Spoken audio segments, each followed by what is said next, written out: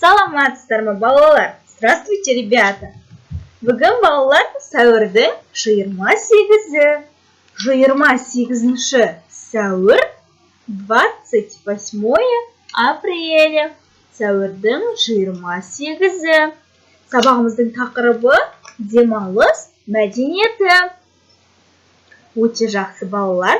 Теперь, ребята, пишем дату и тему.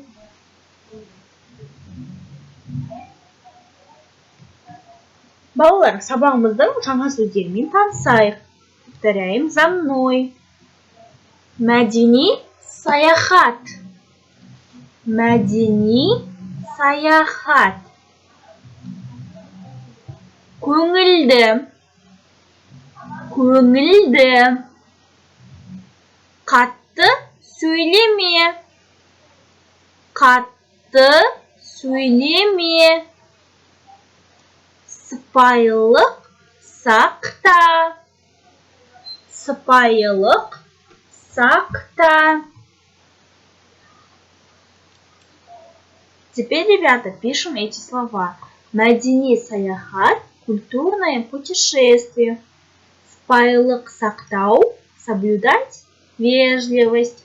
Көңілді, веселый.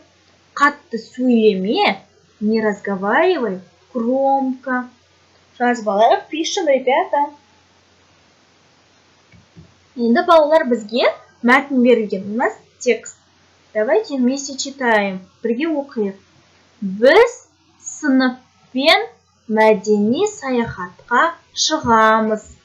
Демалыста мұражайға, театрға, саябақтарға барамыз.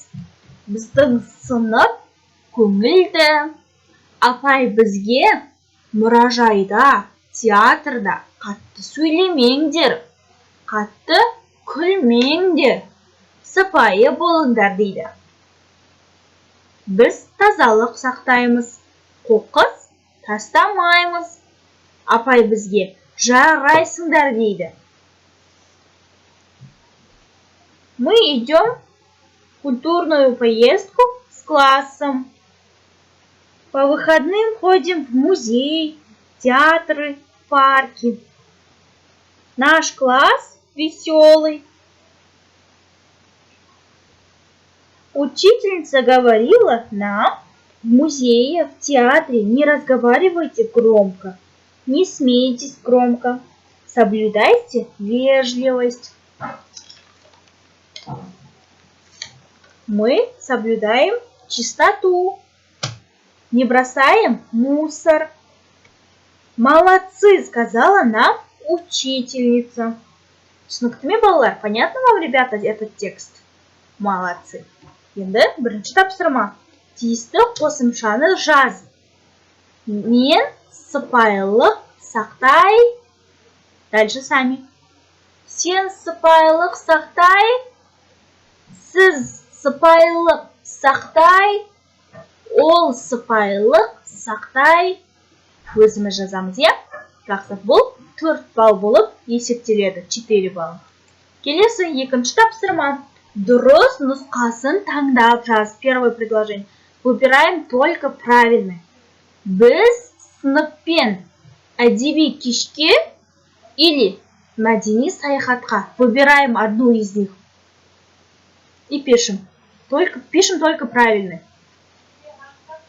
Театрда, мұражайда что делаем? Сыпайылық сақтаймыз, либо әңгіме айтамыз. Выбираем одну. Біздің сынып тентек, либо көңілді. Четвертый. Біз сыпайы или қатты сөйлесеміз. Выбираем одну. Өте жақсы. Үшінші тапсырма, третье задание. Сыпайылық ережесін жаз. Правилу пишите. Правилу вежливости. Яғни, біз айттық жаңа қатты сөйлеме дедік. Еще что сказали? Өте жақсы, балалар. Пишем сами. Үшеу болу керек. Үш ереже жазына. 3 правила. Енді балалар. Максималды балл бізде бүгінгі 11 балды құрайды. 11-10 балл жинаған оқушы 5 деген бағаны алады. 8-9 балл жинаған оқушы 4 деген бағаны алады.